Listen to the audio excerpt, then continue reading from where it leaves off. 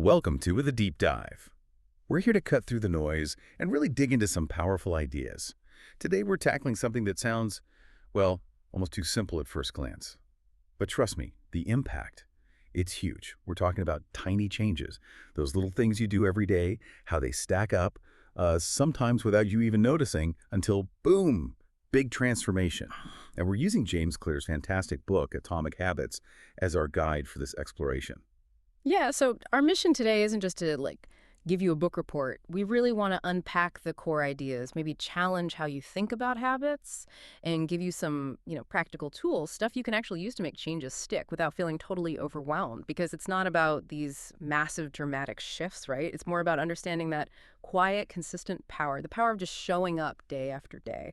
For the longest time, we've kind of been sold this idea that success means these huge leaps, these giant decisions. You hear these crazy transformation stories, and they're cool, but they often feel, I don't know, a bit out of reach. Exactly. Like something other people do. Right. But James Clear, he sort of flips that script.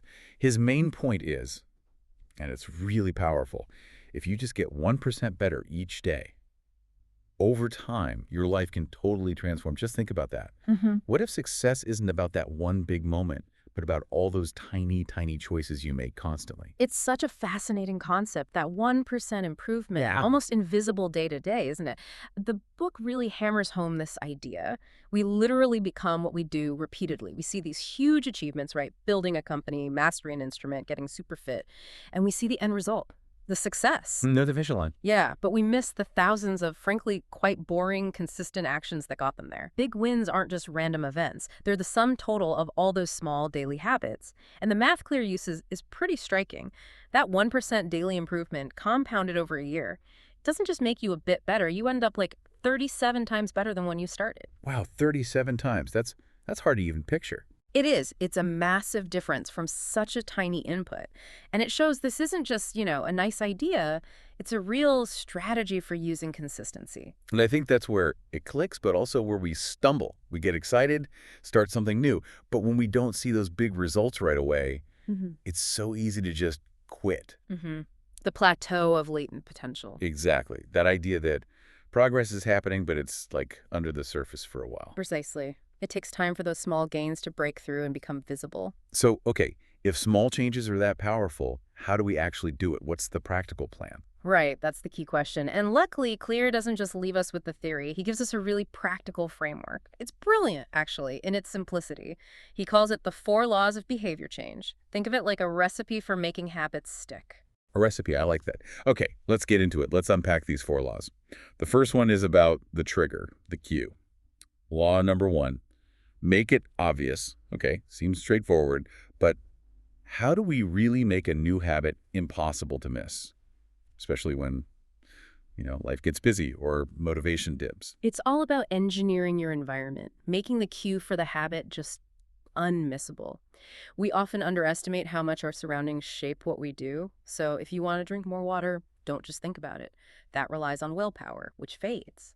Instead, put a water bottle right on your desk, right in your line of sight. Ah, okay. So you see it, you drink it, less thinking involved. Exactly. The visual cue does the heavy lifting. Or laying out your gym clothes the night before removes a friction point in the morning. He also talks about habit stacking. Yeah. You link a new habit to one you already do. Oh, right. Like after I current habit, I will new habit. Precisely. After I brush my teeth, I will meditate for 1 minute.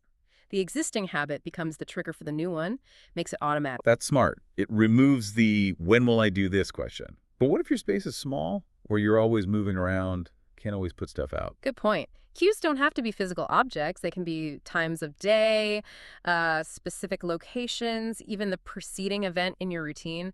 Maybe it's a specific alarm on your phone. Or maybe the cue is simply finishing lunch. That's your trigger to go for a short walk. The key is making the cue consistent and, obvious to you in your context. Got it. Okay, makes sense.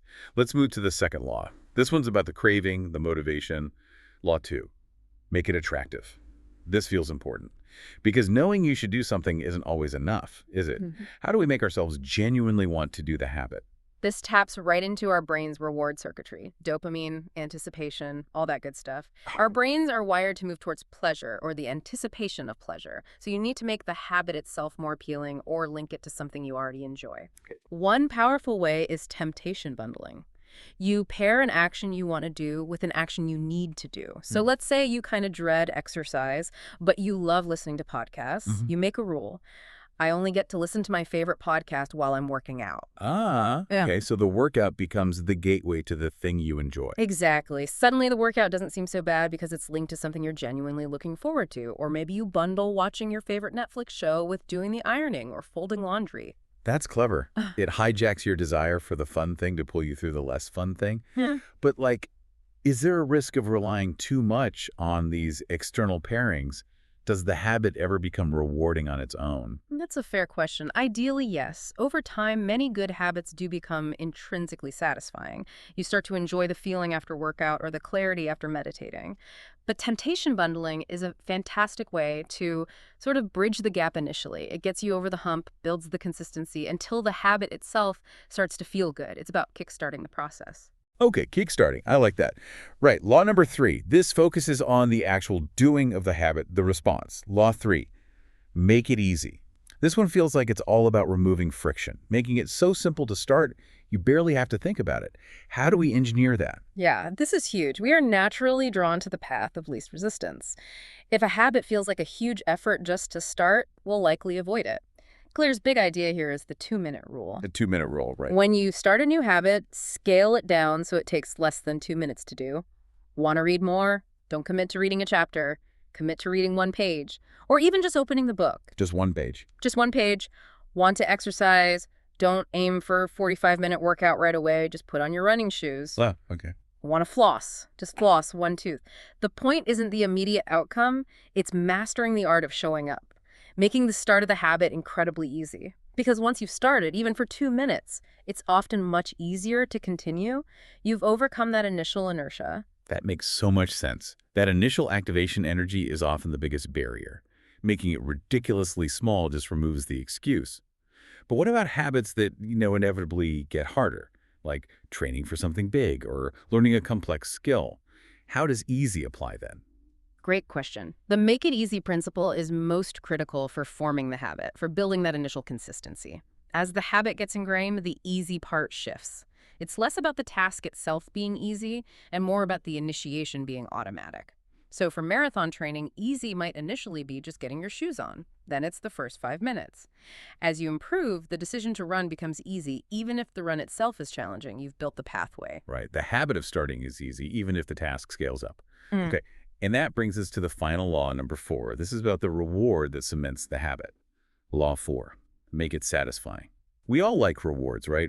Our brains crave that feeling of accomplishment or pleasure. How do we build that immediate satisfaction into good habits? This is absolutely crucial. Our brain operates on a simple principle. What is immediately rewarded is repeated. What is immediately punished is avoided. Bad habits are often sticky because they offer immediate pleasure, even if they hurt us long term. Think smoking, junk food. Right. Instant gratification. Exactly. So for good habits, which often have delayed rewards, we need to find a way to inject some immediate satisfaction. The moment you finish the desired action, your brain needs a signal that says, yes, that was good, do it again.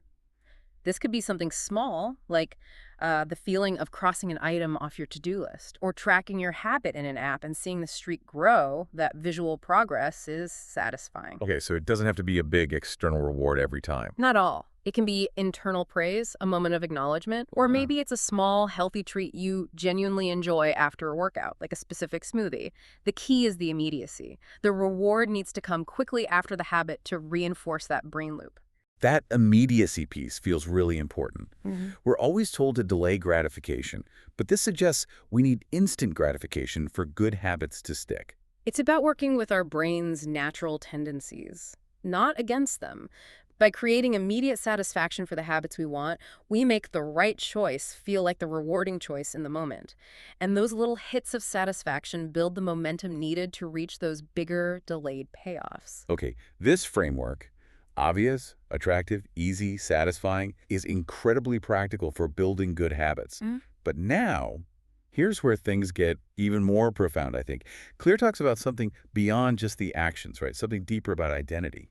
He says it's not just about what you do, but about who you become. This is perhaps the most powerful shift in perspective in the whole book. Most of us focus on goals, the outcome. Yeah. Like, I want to lose 20 pounds, or I want to write a novel. Right, outcome-based goals. Yeah. But Claire argues we should focus on identity. So instead of I want to run a marathon, the shift is to I am a runner. What's the real difference there? Why does that matter so much? It matters because true behavior change is identity change. When you focus only on the goal, your actions are driven by achieving that specific outcome.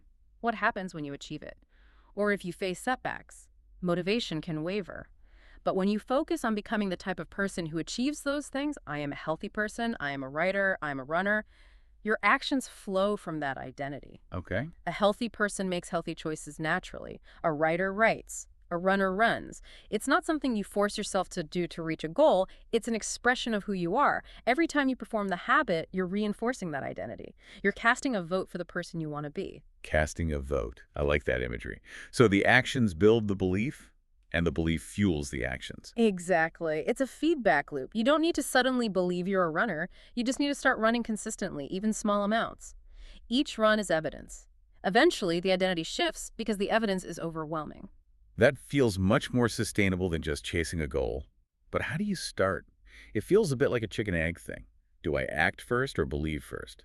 You start with the action, however small. Use the 4 laws to make that action happen consistently. Each tiny action is proof, a small vote. Let the identity emerge from the consistency of your actions. Okay. And this ties into another big idea. Focusing on systems, not just goals. We love setting goals, right? New Year's resolutions. Everyone loves a good goal. But Clear suggests goals alone aren't enough, maybe even counterproductive sometimes. How do systems fit in? What's the difference? Think of it like this. Goals set the direction. They point you where you want to go. But systems are the process that gets you there. If your goal is a clean house, your system is tidying up for 15 minutes every evening. If your goal is to learn an instrument, your system is practicing for 20 minutes 3 times a week. So the goal is the destination. The system is the vehicle. That's a great way to put it. Winners and losers often have the same goals, right? Everyone wants to win the championship. What differentiates them isn't the goal, it's the effectiveness of their system, their daily training, their preparation, their habits. Focusing on your system means focusing on the process, the daily actions.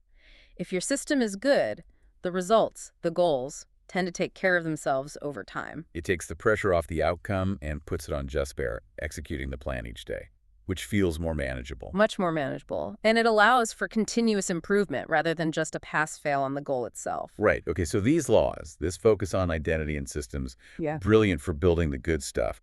But we all have habits we want to break, those stubborn negative ones. How does this framework help there? Do we just flip it? You absolutely just flip it. The inverse of the 4 laws is your toolkit for breaking bad habits. So instead of make it obvious, you make it invisible. Hide the cues for your bad habits. Get them out of sight, out of mind. Exactly.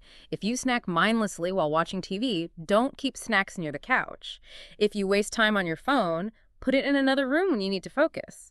Reduce exposure to the trigger. Instead of make it attractive, you make it unattractive. Highlight the benefits of avoiding the bad habit. Reframe the consequences in your mind. Associate it with negative feelings if possible. Yeah. Instead of make it easy, you make it difficult. Increase the friction. Add steps between you and the bad habit. Like deleting social media apps off your phone's home screen. Perfect example. Or unplugging the TV after use and putting the remote somewhere inconvenient. Or using website blockers. Make it a hassle to engage in the behavior you want to stop. And finally, instead of make it satisfying, you make it unsatisfying. Find a way to introduce an immediate negative consequence, even a small one. Maybe an accountability partner you have to report to, or a small penalty system. You want your brain to associate the bad habit with immediate displeasure. Wow, so it's really about designing your life to make the good habits easy and the bad habits hard. It's less about sheer willpower and more about smart architecture. Precisely. Willpower is finite. Systems and environment design are much more reliable. Okay, as we wrap up this deep dive, it really circles back to that deceptively simple core idea, doesn't it? Small, consistent actions, that's the engine. Atomic Habits gives us such a clear, actionable roadmap for harnessing that power. It's about understanding that every tiny choice, every 1% improvement is like casting a vote for the future you want, and those votes add up. They really do. And I love that final thought from the book, essentially, that success is not a big miracle, but a sum of small habits. Mm. It demystifies achievement and makes it accessible. It's about the cumulative power of sticking with the process day in, day out. So maybe the best takeaway for everyone listening is to think about just one tiny thing, one atomic habit. What's one small action you could start doing using these laws? Or maybe one small negative habit you could start dismantling by inverting the laws. Don't try to overhaul everything at once. Just pick one thing. Start small. Be consistent. Trust the compound effect. That's great advice. Start small, stay consistent. Thank you so much for breaking that down for us. Mhm. And thank you all for joining us on the deep dive. Hopefully this gives you some real tools and maybe a new way to think about building the life you want. Keep exploring, keep learning, and remember that quiet power of showing up, one atomic habit at a time.